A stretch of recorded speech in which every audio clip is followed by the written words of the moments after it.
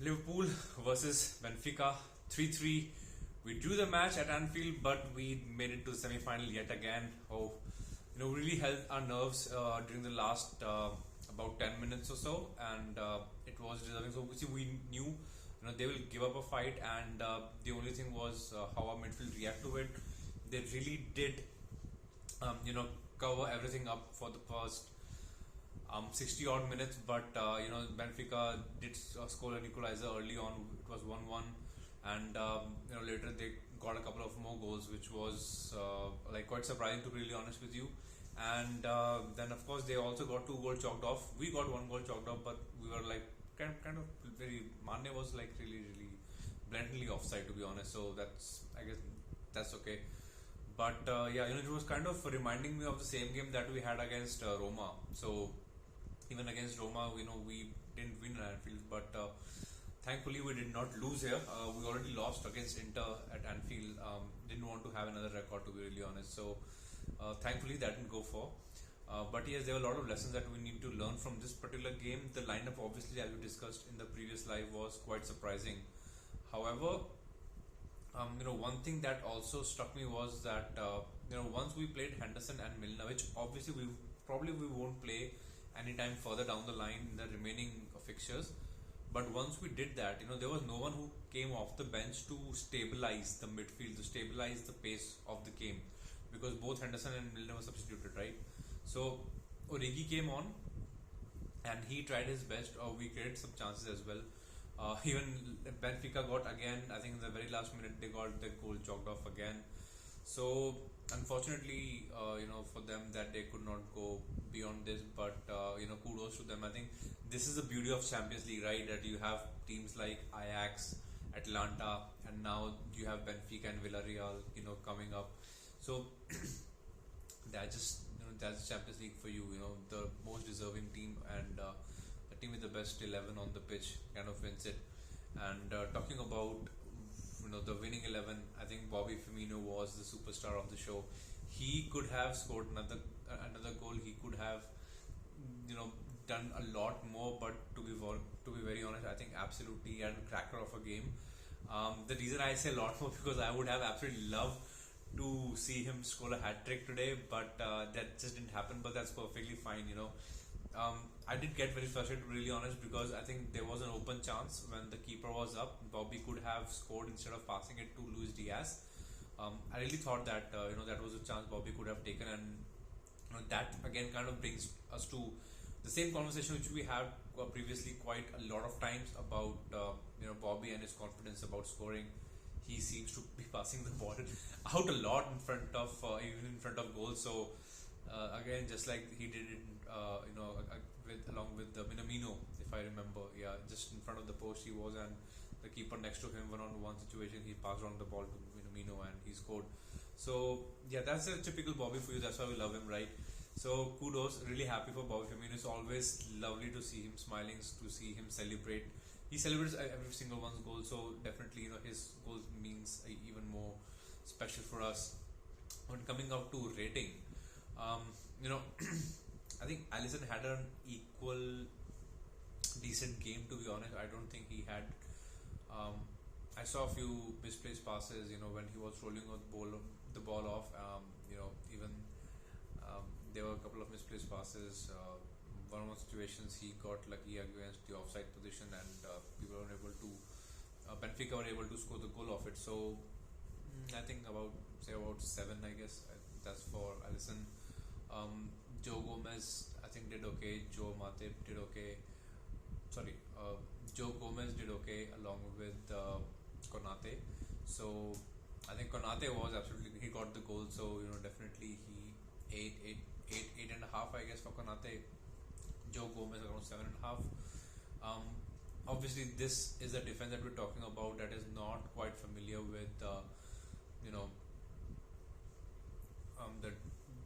high defense line that Van Dijk and Matip used to make. So obviously, it's going to be quite different. It's going to be quite tricky for them as well to maintain, and which Benfica took complete advantage of. I'm sure Villarreal will be looking at this game and learning a thing or two, and they will exploit our weaknesses, which is you can say which is sort of the high defense line, yes. But then again, it's also a strong point when we attack, right? So you have more use of it than cons. So I guess that's just how Klopp sees it, and that's how it has to be with us. Now, then we have Simicas and Konate. I think perfectly 8.5 for both of them. I think they were absolutely amazing. And James Milner, Henderson. I think Matip, Konate, Simica, they were all great. So Milner and Henderson, I think they took care of the momentum quite nicely in the very first half. So even in the second half, I think they were pretty good. Milner, I really thought Milner had a good chance. He could have maybe gone forward a bit and taken it. I was literally hoping Milner scored today. I guess 7.5 for both of them, Henderson and Milner. And Naby Keita, Diaz, Bobby, Jota. Diaz was absolutely superb. Naby Keita also supported him. So Naby Keita, I'll straight him 8.5. Diogo Jota was around 8.5 again, and Luis Diaz and Bobby Firmino, I think I'll give them 9 for sure. I'd love to give Bobby the 9.5, but I do saw a couple of situations where he could have taken the shot. There were a couple of situations where he could have passed on to Naby Keita when he was absolutely alone doing the dying end of the game in the last 10 minutes. I think there are a few decisions that just went here and there, but okay, I'm just speaking a bit too judgmental. Maybe I'm just being too critical right now. But then again, I mean, I'm just like trying to just say that why I'm not giving Bobby Firmino 9.5 or a 10 just because of a very simple reason. But I just thought that could have contributed a bit more right at the end, and which was very crucial to be honest, because if you have a team that's that's gaining momentum slowly and steadily, you have an amazing striker there as well. So you have to be where you have to take your chances. You cannot be too much selfish or just too casual along with your position as well.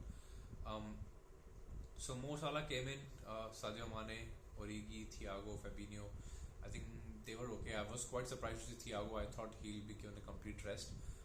Thankfully, there was nothing, no strange or hardcore tackle on him. So he's good. So perfectly fine. I didn't expect him to be there today. To be honest, I just thought maybe he was injured or he was given a rest.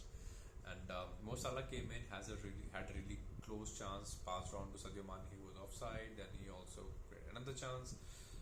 I think even the time he had possibly for Mo, like 7.5 is just nothing. I think he maybe if we have given him more time, or maybe he had the support of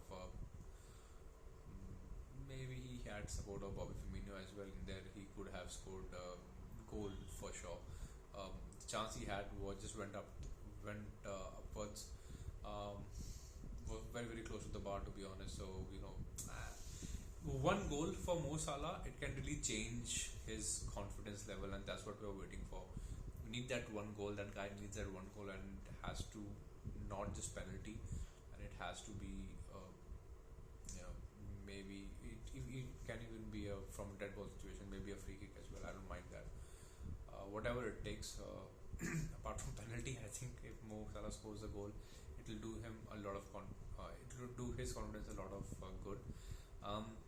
So we go again in 2 days from now, 16th of April, against City in the FA Cup semi-final. Again, that was one of the reasons most probably Klopp Klopp made such so many changes and had put in such an unbelievable starting 11, and it was surprising to every single one of us. So we go up against City in the next 2 days. They just managed to go past Atletico.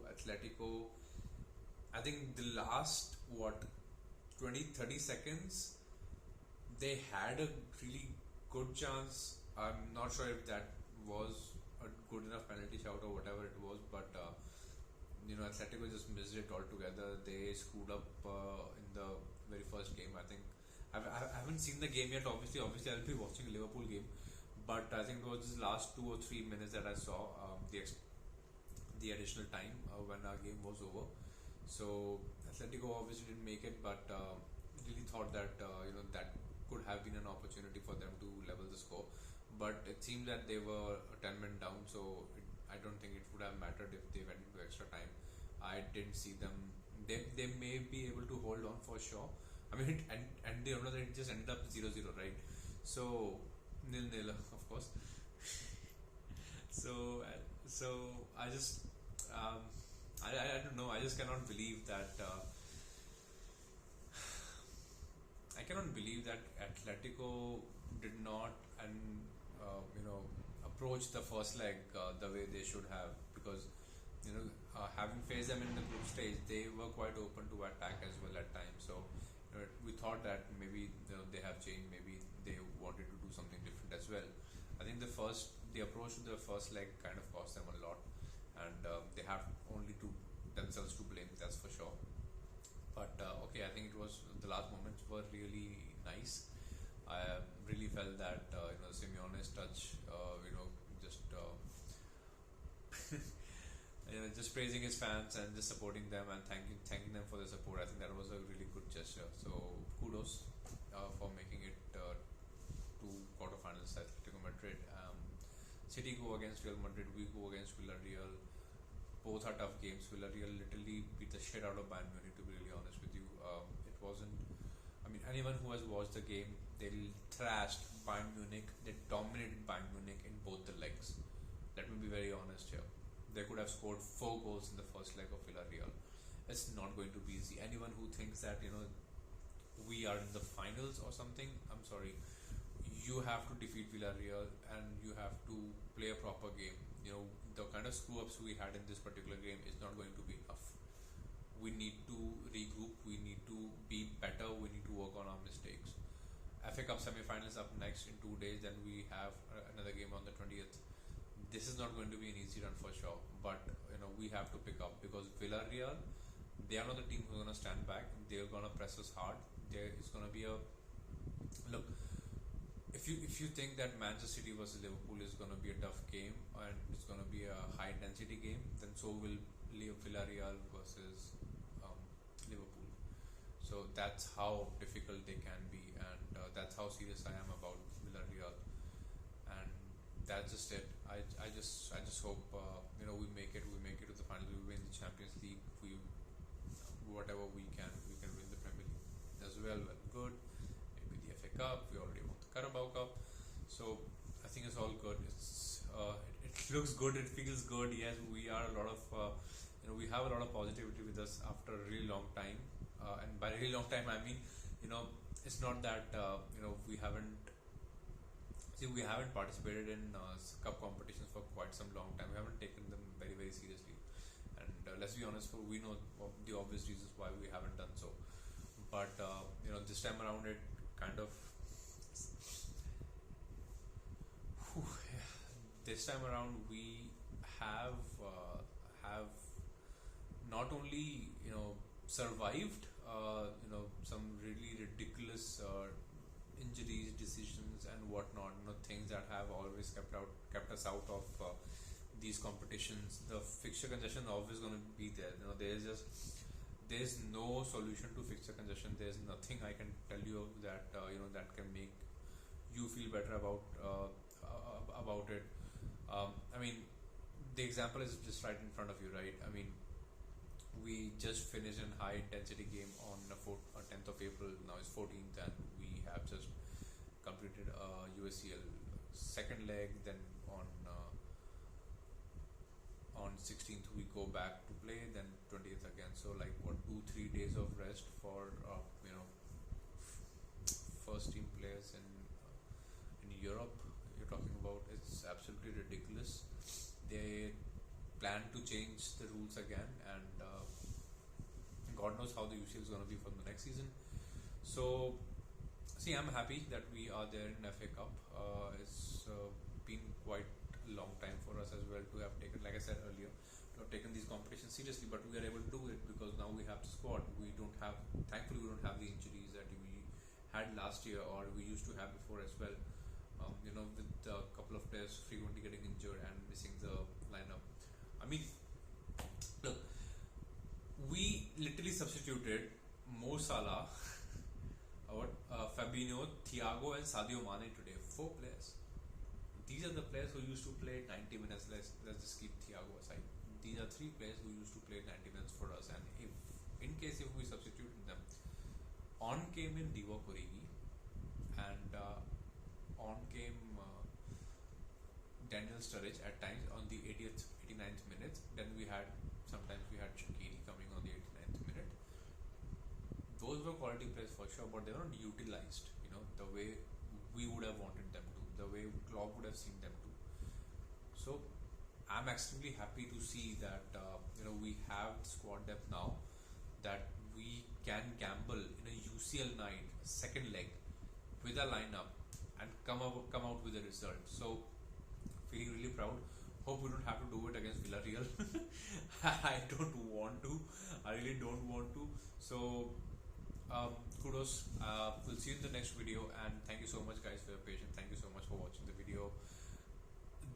This channel is always going to be about very, very candid opinions and candid talks, right? We're not going to be